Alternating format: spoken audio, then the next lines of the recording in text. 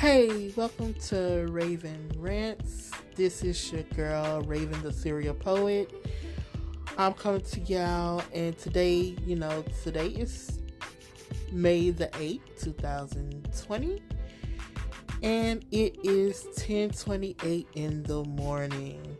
I'm coming to y'all with the topic of, relationship deathbed. Why is it that after a certain amount of time, we either stop trying, or when we do try, it's not for the sake of the relationship. It's more for the sake of not being nagged or complained, or, trying to make sure that you don't have to worry about hearing this person discuss these things back and forth with you.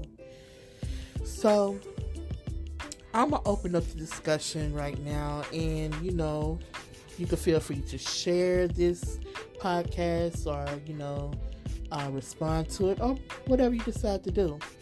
All I want to know is, why is it in relationships, whether you're in a heterosexual relationship or a homosexual relationship, why is it that, in a relationship, people find it hard to stay consistent or to reciprocate?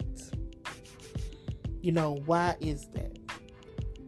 Because at this point in relationships, I'm starting to notice, the ones that I've been in, it's never really a constant flow. It's never really, ever-ending consistency or reciprocation of action. And I don't know whether anybody else out there goes through this, or maybe it's been so normalized to where, people just take it in stride and keep on going. But I'm in a relationship now to where I no longer have the brain capacity or the patience to keep bringing up or conversing about the same things. Because I feel like if you tell somebody, treat me the way that you would want to be treated, and vice versa, that's pretty much cut and dry. That means if I call you every day, I expect a phone call every day. If I text you good morning when I first wake up, if you wake up before me, I expect the same thing. But for a person to just sit around and twiddle their thumbs and wait for you to, reach out to them, I feel as though it's bogus. I don't feel as though it's okay. I feel like at the end of the day, it's a two-way street. Two people are in a relationship, not one. So when it gets to the point to where you feel like you're in a relationship by yourself, that tends to be a problem. And I'm not going to say it's not a problem that cannot be fixed, because it can easily be fixed if you're willing to fix it and acknowledge the problem.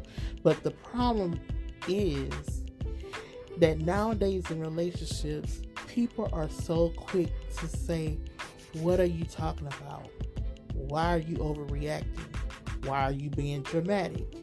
You're making something out of nothing. But if you're in a relationship with somebody and somebody brings something to your attention, it is very beneficial to you to listen. Because women, and sometimes men, tell you everything that you need to know if you decide to listen. But if it gets to a point to where a person has exhausted all possibilities, they're all talked out, they're all cried out, the next step in the scenario is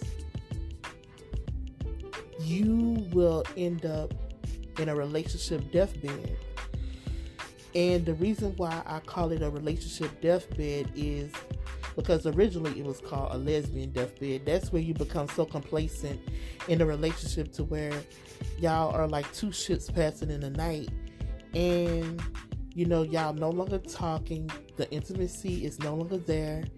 And, you have to be honest with yourself. Are y'all both together out of conveniency, or did the fire just die down and y'all are just too lazy to spark it up again? Because there's a lot of situations that happens like that, to where people, they get into a area of complacency and contentment. They feel as though, well, as long as we talk once a day, it's fine. As long as she calls me once a day, it's fine. As long as he takes me out once a week, I'm good. Not equating the fact that it's 7 days in a week. And out of the 7 days that there are in a week, if y'all don't have intimate time, or as I call it, a check-in period throughout that week, it's very easy for things to fall flat. It's very easy for things to become complacent and lazy. And then you're sitting up there wondering why days have gone by and you haven't received a text or a phone call. You want to know why? Most of the time when people check out of a relationship, it's always emotionally first.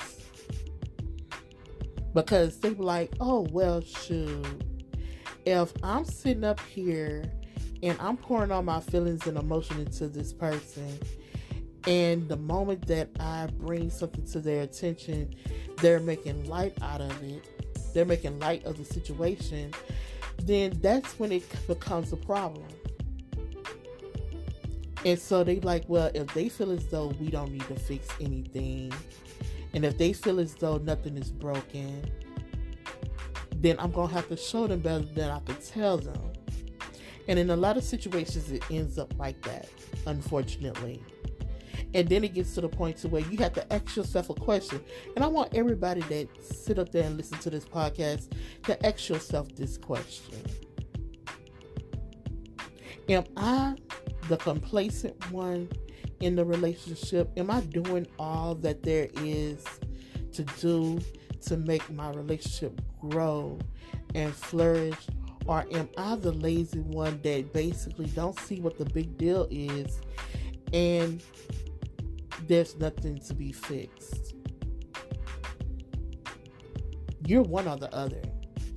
Either you're the fixer or you're the one who don't really see what needs to be fixed.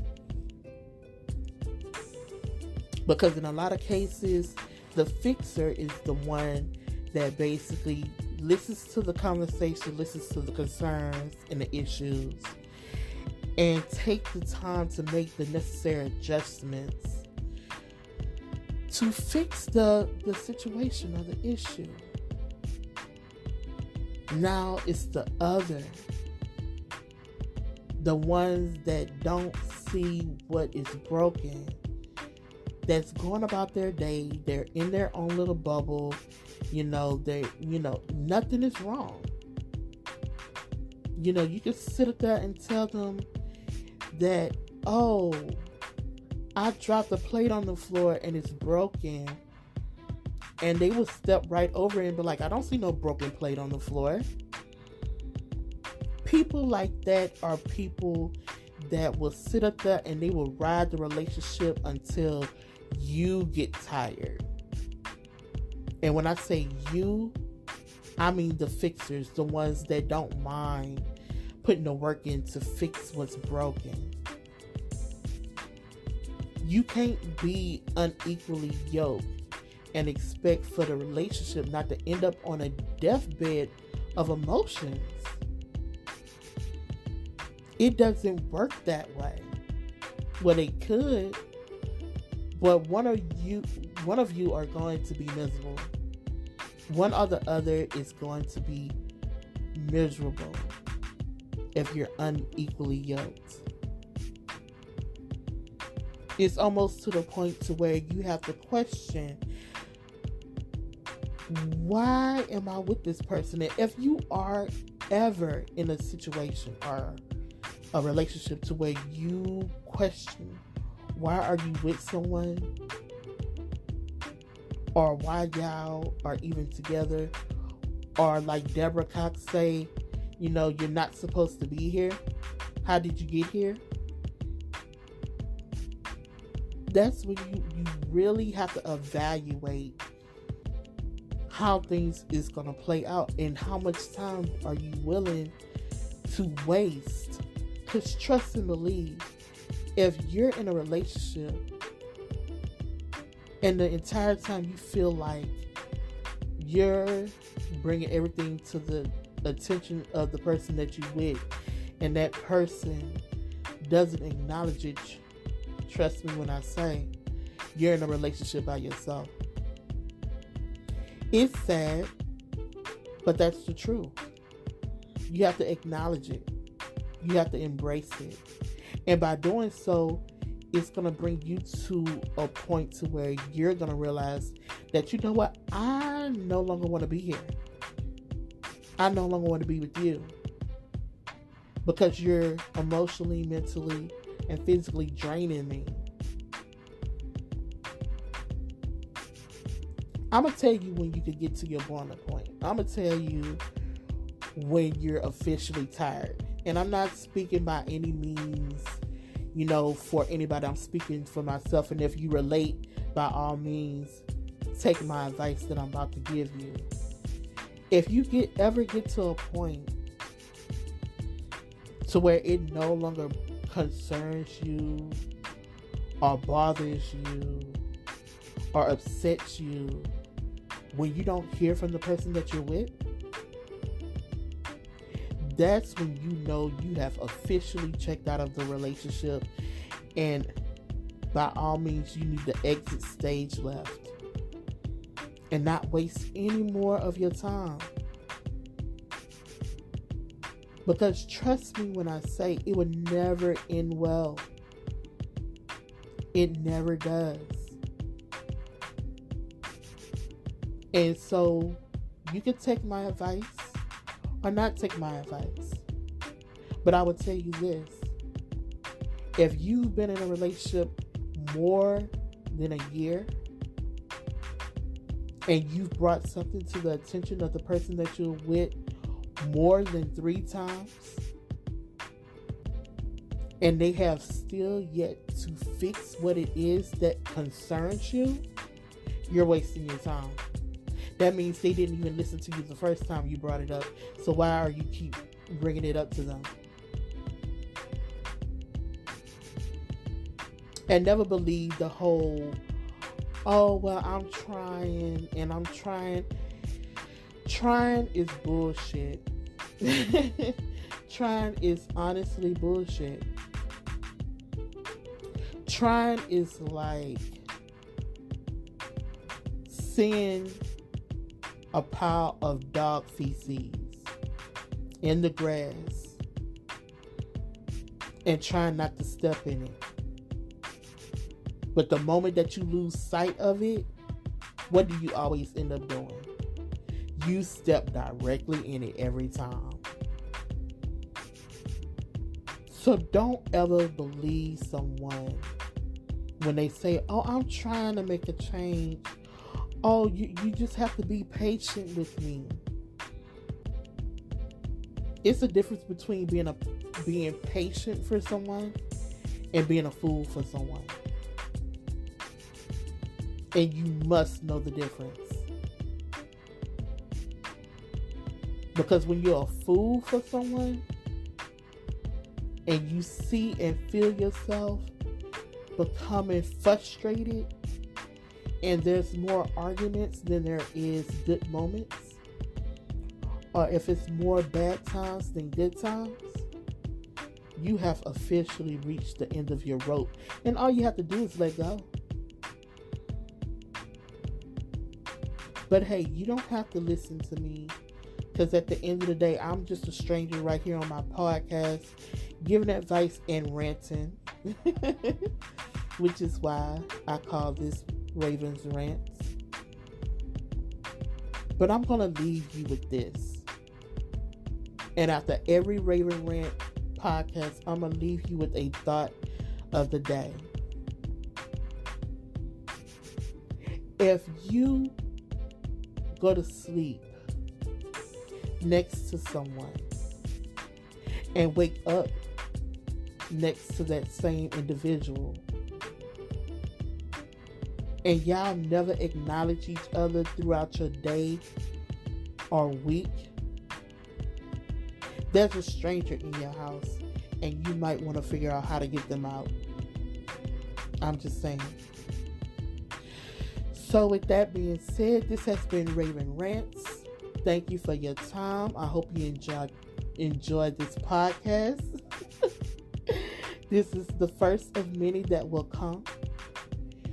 And by all means, share. If you feel as though somebody can get something from the advice, or, even if you just use it as a conversational piece, share. Sharing is caring. Besides, all we doing for the next, I want to say, the rest of the year is probably going to be stuck up in the house anyway for those of you who are concerned about the coronavirus. So, I'm going to end this podcast. This has been Raven Rants, aka tailored by Raven the Serial Poet. And if you can't be you, then who can you be? You enjoy your Friday. Good day.